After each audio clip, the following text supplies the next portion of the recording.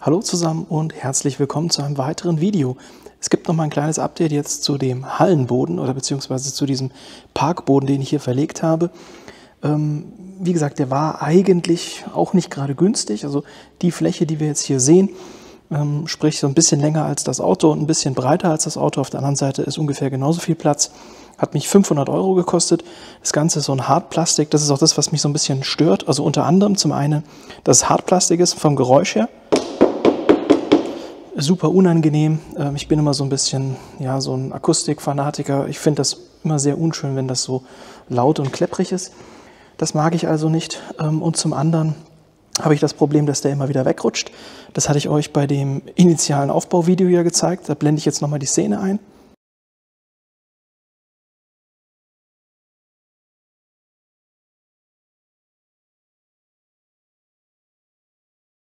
So, und das gleiche haben wir jetzt auch schon wieder hier beim Audi. Ich gehe mal auf die andere Seite.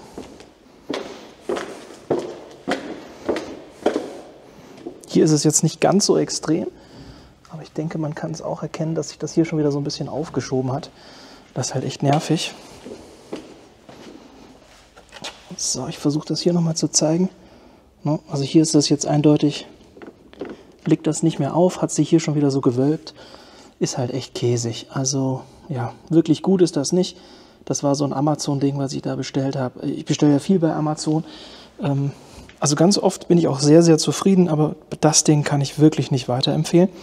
Und ich habe mir jetzt noch mal was anderes bestellt. Natürlich ganz andere Preisklasse. Aber das möchte ich jetzt heute mal verlegen.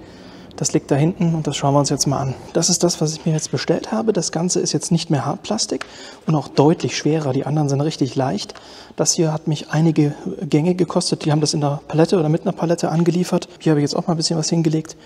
Und das waren einige Gänge, wie gesagt, von der Palette das einzeln runterzuholen. Wegen meinem Rücken habe ich es dann auch nicht übertrieben. Aber hier, das hat jetzt schon ordentlich Gewicht. Ich kann das ja nachher mal wiegen, was eine wiegt, rein informativ. Dazu auch noch solche Auffahrstücke, wo man eben dann hier so eine abgeflachte Kante hat, wo man eben schön auffahren kann. Habe ich mir jetzt auch mal ein paar bestellt. Das Ganze müssten jetzt, wenn ich es richtig weiß, entweder 4 Meter auf 6 Meter oder 5 Meter auf 6 Meter sein. Ich weiß es gar nicht mehr genau. Auf jeden Fall habe ich da ein bisschen großzügiger bestellt als das, was ich aktuell habe. Und ich habe jetzt hier mal so grob ausgelegt von der Länge. Das ist jetzt, was ihr hier seht, ist schon länger als das, was ich drüben am Fahrzeug habe. Und ich hätte gesagt, ich nehme jetzt mal vorne eine Reihe weg von den alten und lege mal eine Reihe von den neuen. Vorher, wie gesagt, wiege ich euch jetzt aber mal, was so eine Matte wiegt. So, um das jetzt so ein bisschen zu verdeutlichen, dass die Qualität halt hier besser ist. Ich habe jetzt mal 2 Matten genommen, könnt ihr dann durch 2 teilen. Und jetzt sehen wir hier, das sind jetzt 4,5 Kilo. Das heißt, eine Matte hat 2,2 Kilo oder 2,23 Kilo. Also, da könnt ihr euch schon vorstellen, was das dann nachher im Vergleich zu diesen billigen, klepperigen Matten ist. Also die nehmen tatsächlich auch so ein bisschen Geräusch auf und sind eben auch so leicht, ja, das ist so PVC, das heißt auch so ein bisschen weich, also jetzt nicht wirklich viel, aber ein bisschen eben schon. Also da hoffe ich mir, dass das Ganze viel, viel geiler ist als die Lösung jetzt hier. Und das soll ja dann der schöne Untergrund sein für die neue Hebebühne, dass ich da die Hebebühne draufstelle und das eben vom Geräusch her dann nachher nicht so klepperig ist, sondern einfach ein bisschen dumpfer. Jetzt hätte ich gesagt, packe ich euch mal in den Zeitraffer und wir nehmen mal die vorderste Bahn oder die vordersten 2 Bahnen weg und legen mal von den neuen Matten.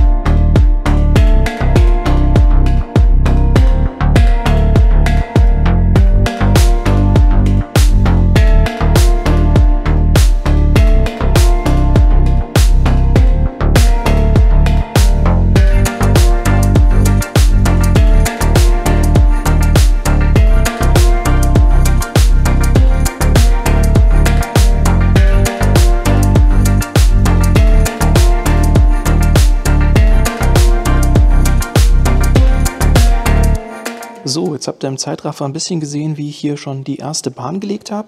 Jetzt nochmal zum Vergleich von dem Geräusch, also was ich meine.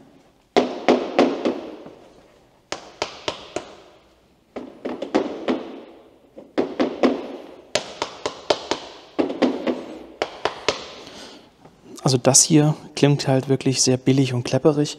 Plus, wie gesagt, es verrutscht immer und verschiebt sich immer. Das mit dem Verrutschen konnte ich jetzt hier noch nicht testen, aber also das fühlt sich deutlich stabiler an als hier. Hier merkt man, selbst wenn jetzt das Auto draufsteht, merke ich, dass es wegrutschen will, weil es keinen richtigen Bodenkontakt hat. Das Ding, das liegt einfach super solide. Hat natürlich auch damit zu tun, dass die deutlich schwerer sind. Wie gesagt, 2,2 Kilo habe ich ja gemessen, hat circa eine Platte. Und die hier, die werde ich auch gleich nochmal im Vergleich messen. Ja, die wiegt halt so gut wie nix. So, die erste Bahn, die liegt jetzt. Jetzt würde ich sagen, fahre ich den Audi mal weg, damit ich hier Platz habe. Und dann lege ich die restlichen Matten. Ich hoffe, ich habe mich da nicht verkalkuliert. Bei denen hier musste ich ja auch zweimal bestellen. Wenn ich mich bei den anderen jetzt verkalkuliert habe, das wäre blöd. Denn das dauert relativ lange, bis sie dann wieder da sind. Weil das ja Speditionslieferung ist, also mal mindestens 2 Wochen. So sehen die übrigens hinten aus. Die haben hier, wie gesagt, so ein, ja, also die sind offen an der Seite. Das bedeutet, da kann also auch Feuchtigkeit und eben ein bisschen Luft durchzirkulieren. Auf der anderen Seite sind sie eben nicht komplett steif, sondern so ein bisschen flexibel. Wie gesagt, das ist so ein PVC-Material. Fühlt sich erstmal gut an. Der Langzeittest, beziehungsweise wenn ich jetzt nachher da drüben das alles verlegt habe, wird sich zeigen, wie gut oder schlecht das ist. Jetzt wiege ich mal noch von den alten Platten welche, um den Vergleich zu haben. So, Waage ist wieder genullt. Ich nehme jetzt mal 2, weil die wirklich sehr leicht sind. Und dann müssen wir einfach durch 2 teilen. Oh ja, jetzt haben wir hier 2 von diesen Platten drauf. Wir erinnern uns, von den anderen wiegt eine Platte 2,4 Kilo oder so, oder 2,2, ich weiß nicht mehr genau, ich blende es nochmal ein. Und von diesen, die ich bei Amazon bestellt habe, ja, sind das jetzt so grob 0,56, 0,57 Kilo. Also ja, deutlich leichter, und das erklärt dann eben auch, warum die so leicht verrutschen. Plus, wenn wir uns das auf der anderen, also auf der Rückseite hier angucken, haben wir deutlich mehr Hohlräume. Ist natürlich gut, weil die Luft durchzirkulieren kann und eben auch Flüssigkeit abfließen. Auf der anderen Seite, dadurch, dass nur so wenig Stellen aufliegen und das so ein Hartplastik ist, sieht man auch, ist das immer so ein bisschen gebogen. Also hat das halt kaum Bodenkontakt und ja, macht es natürlich dann schwierig, das Ganze rutschfest mit dem Boden in Kontakt zu bringen. Wie gesagt, ich baue jetzt mal noch die restlichen Matten auf. Und dann schauen wir uns den Boden einmal an.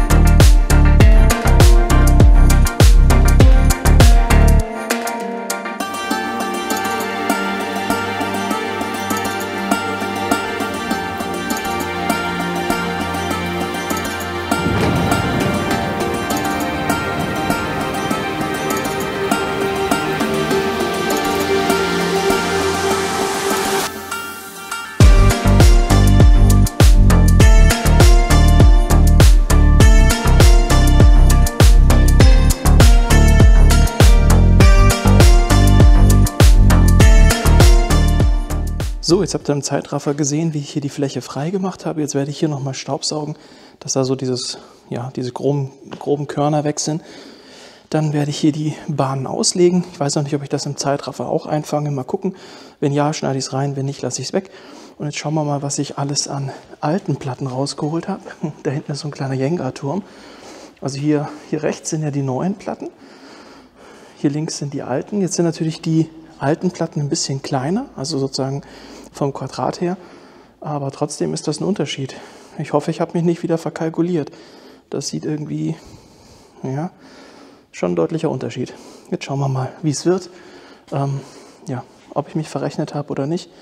Ihr seht es ja jetzt dann gleich im Video.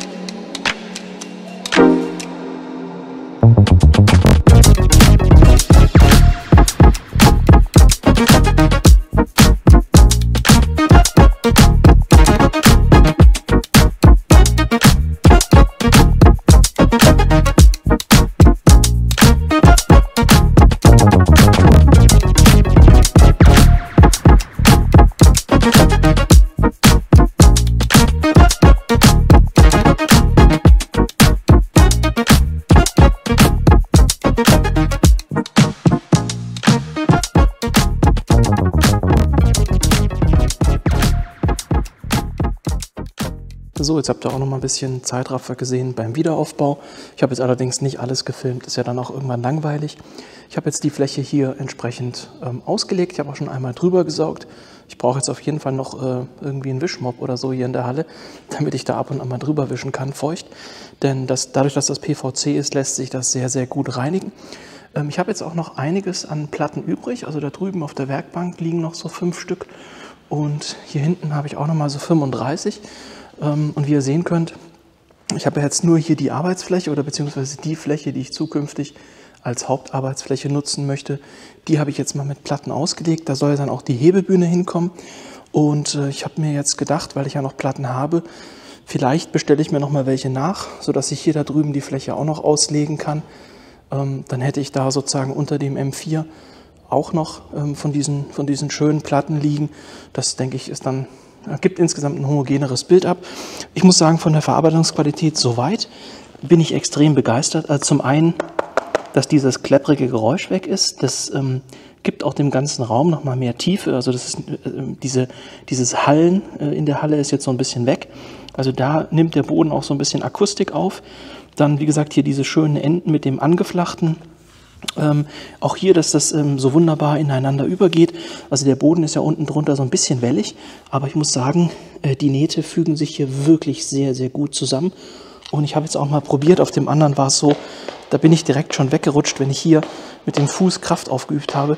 Hier passiert gar nichts. Allerdings muss man natürlich auch bedenken, dass die Menge, die ich jetzt an Platten bestellt habe, ja so circa 260 Kilo wiegen. Das bedeutet, es liegt jetzt hier nicht alles an Matten, aber trotzdem über 200 Kilo liegt jetzt hier bestimmt.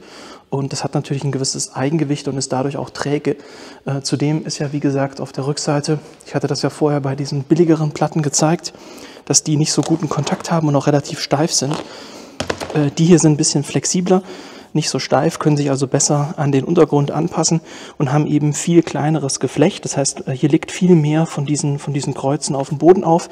Dadurch hat man natürlich weniger Freifläche dazwischen. Wie das dann nachher auf Dauer ist, weiß ich nicht, aber die Halle ist eigentlich relativ trocken. Also hier ist eigentlich keine Feuchtigkeit, so dass ich da erstmal keine Probleme erwarte. Jetzt hätte ich gesagt, fahre ich den Audi wieder drauf und ja, dann schauen wir uns das mal an, wenn das Auto drauf steht.